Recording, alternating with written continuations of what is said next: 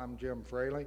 And as you see, we have Macho Man Randy Savage on, and I don't know really if I can get him to turn around or not. He's being a little bit contrary here. Macho, can you turn around? Yeah, I can turn around real easy. I just did. I just did the first task that you have given me. And I did it and I completed it. Well, first of all, do you want me to call you Macho or Randy, or what do you want me to call you? You can call me anything you want. You can call me Macho Man. You can call me Randy Savage. Randy Savage, Macho Man is my name. And I'm the ICW World Heavyweight Champion. And I'm here on your program today to hopefully answer some questions that you or anybody has out there. And I'm over here at the Cable 10 Studios, and I'm real happy to be here. Well, I wish you'd get a smile on your face when you say that. I just did. I beat you to it. Good. It's 2 for me and nothing for you. Macho, getting them hot right off the bat. I'm getting them hot. let me ask you this, start off with. How did you get that name, Macho? Did you make this up, or Well, what? a lot of nicknames are made up by people that are wearing the names themselves. For me, it brings me back to when I was playing professional baseball for the Cincinnati Reds. I was in the minor leagues for the Cincinnati Reds, St. Louis Cardinals, and Chicago White Sox. And back then, I could hit the long ball. I was a good home run hitter. And that was at Al Lang Field in Tampa, Florida. The A-ball team for the Cincinnati Reds. And I had a real good year that year. I led the Florida State League in home runs and RBIs. And when there was pennants out in the bleachers, you know how fans are, and they just gave me the nickname. They said, Macho Man hit the ball here, and they put a big target out there. Like, you know, that I was able to control the ball that much to hit it out there and hit the target. I never hit the target. I want to just tell all the people that I never hit the target. I always hit the ball over the target, about 100 feet. And that's where they gave me the name Macho Man. They used to call it in the paper, you know, like Macho Man hits home run that lifts Reds past White Sox or something like that. And the name kind of stuck. Well, what year was this that you played professional baseball, and actually what happened to your career? Did you get hurt or anything like that? Okay, that's a real good question. In 1971, I graduated from high school and I signed a professional baseball contract with the St. Louis Cardinals. And I had 2 good years with them. And what happened there is that they released me right there.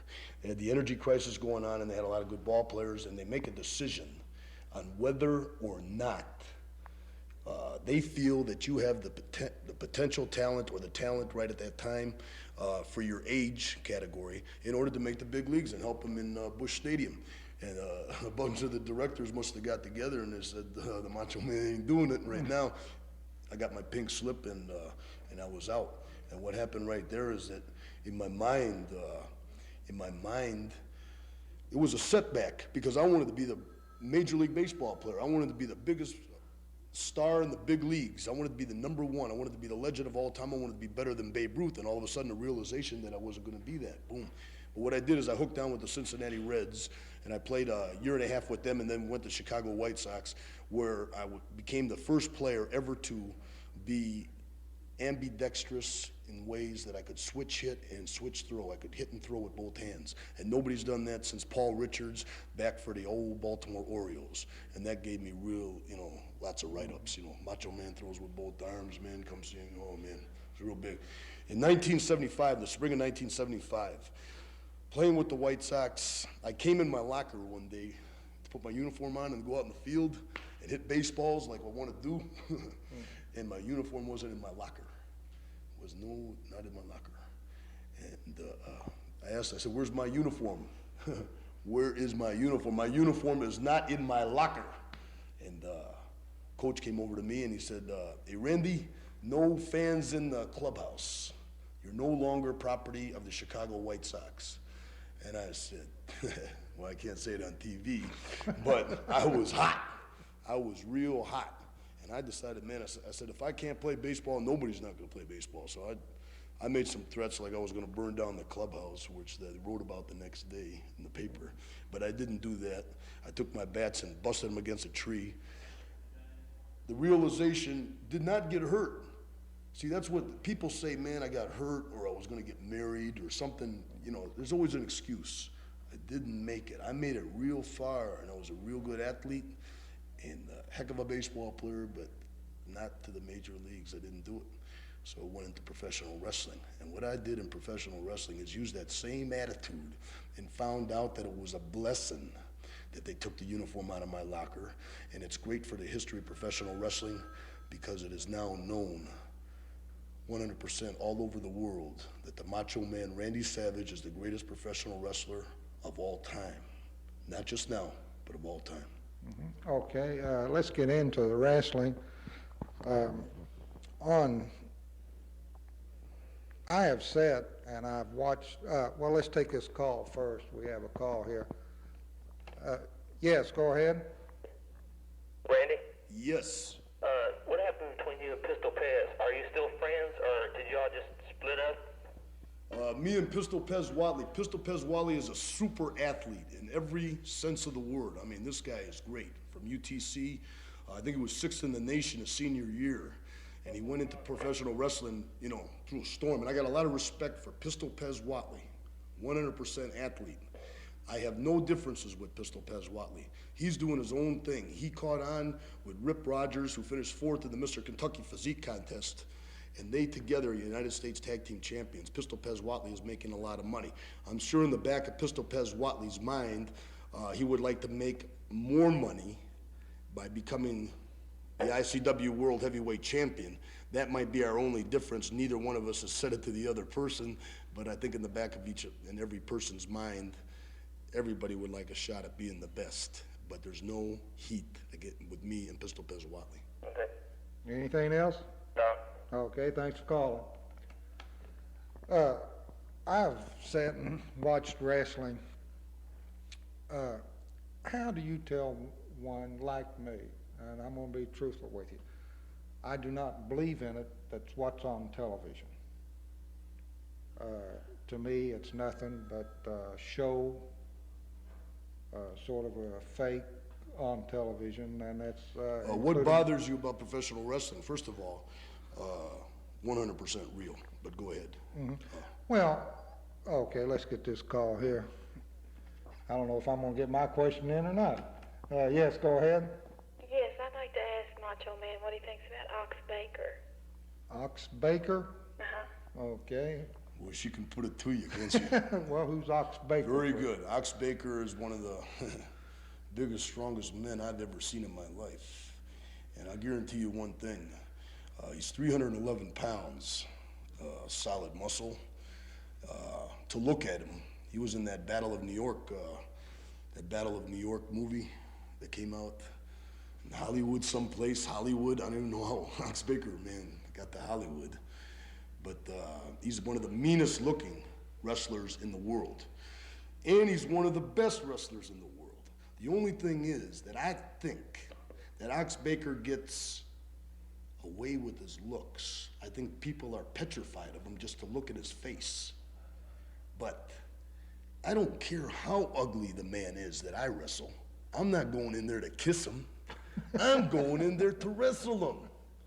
And guaranteed personified Ox Baker, wherever you are out there, I don't care how ugly you are, it don't matter to me. Hey, you know, dig?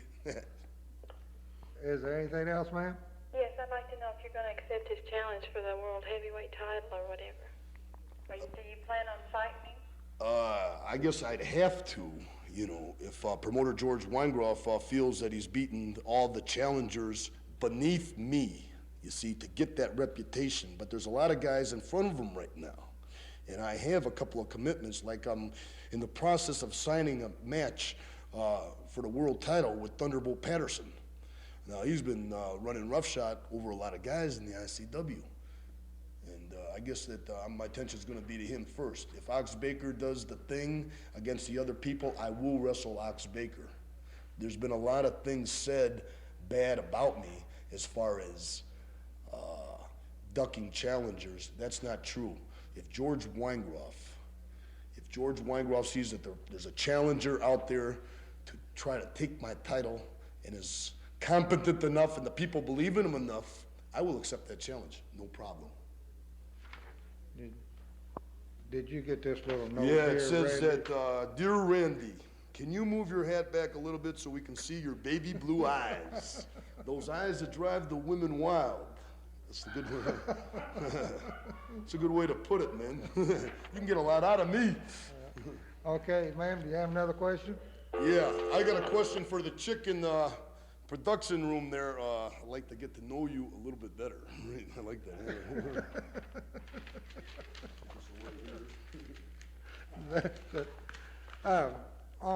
Just kidding. On back into wrestling, of course, I got to be the first one to admit that I've never seen a real. I'm going to change your mind right now. I'm going to Here change you your go. mind. Send them in. I like to, but I have seen them on television, and you see maybe like the Oxman, was that his name? Ox Baker. Ox Baker, 310 pounds, and he looks like he's going into the ring with a guy who weighs 150 pounds. Overmatched. Definitely overmatched. Okay, Definitely now, overmatched. is this so on television, or is this more or less a warm-up to maybe to try to get to you or something? Ox Baker, when he goes in the ring against anybody, usually he weighs 100 pounds more than the other guy right off the bat because he's 311 pounds. A 211-pound guy is not a small guy. Okay, now, yeah, sometimes you get guys who challenge guys like Ox Baker trying to make a name for themselves even though they weigh 100 pounds less. Upsets have happened. Just recently, Ron Strunk, who has won not very many matches, just beat gorgeous Gary Royal in a match on television. Now, what that means is this.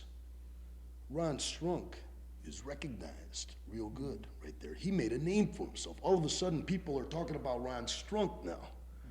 And it was that upset victory. Ox Baker can be beat. Don't ever think that he can't be beat. He's 311 pounds. He's been going roughshod over everybody in the world. Now he's going after the ICW World Heavyweight Championship. Why not? I make $200,000 or over a year. Ox Baker would like to get some of that money because deep down, that's what it's all about, is the money. With me in back reservation of my mind about this much, but I'm always thinking about it, is the fact that money doesn't really mean that much when you start talking about the fact that Luthez and Buddy Rogers, who have been the greatest wrestlers of all time, and everybody feels this. And as I was growing up, everybody would say, hey, Luthez is the best. And they say, no, Buddy Rogers is the best. Right now, I am in the process of ending the greatest question of all time for professional wrestling, and that's who is the greatest professional wrestler of all time. And when I do this thing, man, that I'm gonna do, undefeated with the World Heavyweight Championship belt, I am gonna end the question that has been causing people to have brain damage for years. It's gonna be Macho Man Randy Savage, no doubt about it. Everybody agrees. And then when they start talking about second and third place, they're gonna get in a big argument between Luthez and Buddy Rogers. And I don't really care who they choose after that because it just became the legend of all time. It's pretty good. Okay, I think Money can't beat that, baby. That's my opinion. we got a call here, let's take it. Blue eyes. Yes, go ahead. What happened to Crusher Broomfield? Crusher Broomfield's got a very sore neck. He tried out one of Macho Man Randy Savage's power drivers in Frankfort, Kentucky at the Capitol Plaza Sports Center. Yeah, and it was a real bad thing. I think he's out of the neck brace now. I think he is wrestling in another part of the country. Crusher Broomfield is not out of action. He's back in action, and he's doing rather well. He's in his own category. Okay, thank you. Okay, thanks for calling. Talking about your championship, now you have a championship belt. You say you're the world. The ICW World Heavyweight ICW. Champion, yes.